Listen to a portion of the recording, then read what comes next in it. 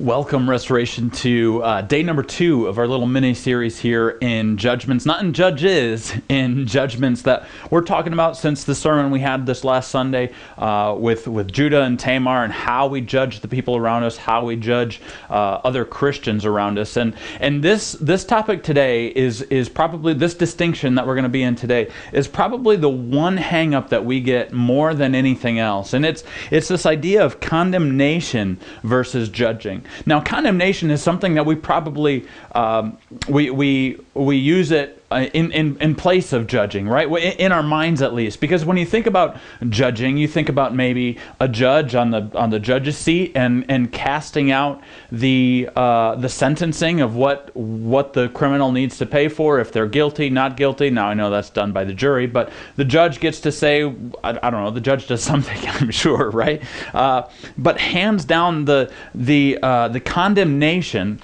on whoever that guilty party is. And so we have, like, within the constructs of our society, of our culture, we have this idea that when we judge someone, that means that we are condemning them. Now, that couldn't be further from the truth from a biblical standpoint. And we need to look at the life of Jesus, at Scripture, to see how these two things are completely different. And we need to separate the two out, that judging doesn't mean condemning someone. Judging just means that we are going to help that person along. Remember, we are here to bring life to people. Anytime we condemn someone, we are bringing the opposite of life. We're bringing death to people, spiritually, emotionally, hopefully not physically, but in some cases, physical death is the byproduct of a condemnation. So, of condemning someone. I mean, if the death penalty is... We're not going to get into that. There's a difference between judging and condemning. And the Christian is meant to judge other Christians, not condemn other Christians. And I think this is where maybe some of the sore spots of this last week's sermon really started to get to us a little bit, of like, I don't want to be condemned. I don't want to give someone the right, the permission to condemn me. And I certainly don't feel like I'm worthy to condemn anyone. So we get this mixed up, that judging means condemning, and we need to separate those two words out and realize judging is something completely different, that we can judge with grace and understanding, with mercy, with love, to bring life to people, not death. So here we go. We talked about this story this last weekend. I want to read through it again and maybe just spend a couple of more minutes on it. I ran out of time, at least live in the brewery, not so much on the online, because I can talk for as long as I want online, it seems like, and I don't have any time up against it. So I want to just spend a little bit of time in this story of John chapter 8, starting in verse 2. Again, it's the woman caught in adultery, and I want to just flesh this out a little bit more and see Jesus' response to this, and maybe that will give us some clarity on how we should also respond. So it goes like this. Early in the morning, he came again to the temple. All the people came to him, and he sat down and taught them. The scribes and the Pharisees brought a woman who had been caught in adultery, and placing her in the midst, they said to him, "Teacher, this woman has been caught in the act of adultery." Let me pause there, because we talked about this a little bit, and I want to just bring it up again. For her to be caught in adultery, that means that she would have had to have been performing the act for them to catch her. With the way that what it's going to say in verse 5, in the law of Moses, the way that it was worded is you had to catch this person in the act. You couldn't hear it from a friend who heard it from a friend who heard it from someone that you'd been messing around. You had to see the act specifically. And so this was something that hardly ever would have been brought to the attention of the people of this day, because it's just not something that you would stumble upon and see somebody doing in this day and age. You don't see it now hardly, unless you go looking for it. So they were going and looking for it.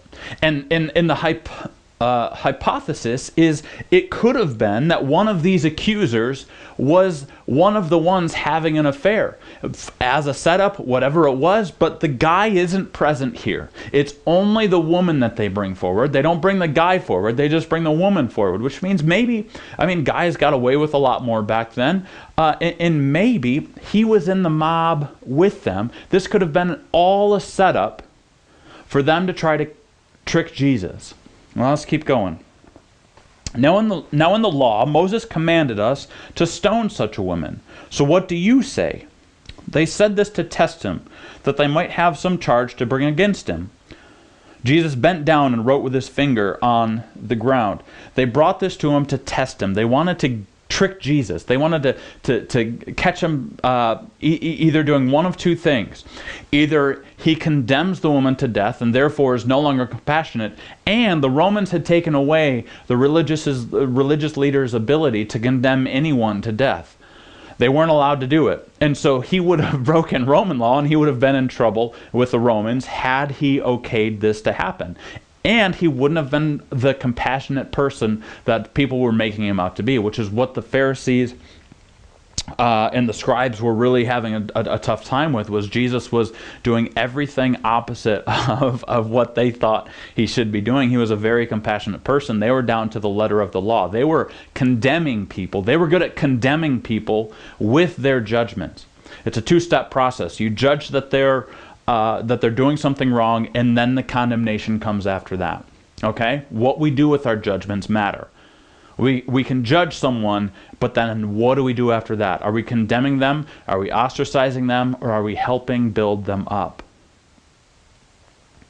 It says that Jesus wrote with his finger on the ground. Oh, the other thing is, the second thing is, if he had had compassion on this woman and said it was okay that they shouldn't do any of these things, then he's morally corrupt. He's saying, well, this can't happen anymore. This is sorry. He's the guy who is not going to stand up for what's right. And he will blur the lines, so to speak, of the rights of what the law tells us to do. So they tried to trap Jesus into one of those two things. Verse 7, and as they continued to ask him, they wouldn't stop. They just, as he's writing down, and they're like, are you going to do it? What do we do with her? What do we do with her? And as they continued to ask him, he stood up and said to them, let him who is without sin among you be the first to throw a stone at her. It was customary in this time that whoever the accusers are, whoever witnessed this event happen, are the first ones to throw the stone. So he's saying, let him who is without sin. He knows that this is a setup. He knows what they're doing. And so he's calling out their sin while saying, he's who is without sin, be the first one to cast the stone. They're like, man, he got us. And once more he bent down and wrote on the ground. But when they heard it, they went away one by one, beginning with the older ones. And Jesus was left alone with the woman standing before him. Jesus stood up and said to her, woman, where are they? Has no one condemned you? There's that word. See, there was the judgment and then the condemnation. She said, no one, Lord. And Jesus said, neither do I condemn you. Go, and from now on, sin no more. Jesus had the judgment. He saw that there was sin in both areas. There's sin in both areas. And notice, he doesn't condemn either party. He doesn't condemn the Pharisees and the scribes by saying, you guys are wrong. You need to condemn them to death, basically. He just says, if you're without sin, then go for it. Cast the first stone. He's not condemning anyone, but he is judging without condemnation. I wonder how many of these people walked away from that scenario a changed life, because they were offered grace. And then this woman caught in adultery. We don't know much about her, But Jesus says, neither do I condemn you. Go, and from now on sin no more. So he has a judgment on her, but it's not a condemnation to death. It's a gift of life. It's a way to turn from sin and walk with Jesus. And that should be our aim as Christians with those around us, fellow believers, is that we can judge people, but not in a way that's going to condemn them. We don't have the power to condemn anyone. We as Christians, we cannot condemn a single person, but what we can do is judge lovingly with grace and understanding and to give life. Now there's times that we need to separate ourselves from people and let them go a different direction. I mean, there's going to be, I don't know if we're going to get into it, so I'm just reading through my notes here real quick. I don't know if we're going to get into it another time. So there are moments where we need to separate ourselves from sinful people who refuse to turn from their sin. Not to hand them over to condemnation, but kind of. We've placed our judgment. We've said we want to help you out. We want to do this with you. You need to change. If they don't change, then we need to separate ourselves from them. Again, that's not a judgment. That's just what we would have to do to protect ourselves as well. We can't just go carte blanche and just let everything happen. There's got to be judgments here. But it's not a condemning type of judgment. It's a judgment to give life. And hopefully in that separating from someone, maybe that is a way that they can have life. It says in John chapter 3, verse 17, you know John 3:16, but not very many know 17. It says, "For God did not send His Son into the world to condemn the world, but in order that the world might be saved through Him." Well, who's to say that the world needs saving? Well, we can judge that the world needs saving based on how it's acting, based on sin, based on basic humanity, that the world is in need of saving. And so Jesus comes to save, not to condemn. And so if we're going to follow Jesus, we are here to point people to Jesus, not to condemn them to death. And hopefully our judgments can point people to Jesus. And that's the distinction between condemning and judging. The judgment's going to happen either way. What do we do with it after that? Is it going to be a condemnation, or are we going to give life? I've shared this example before, and I'll share it again here today.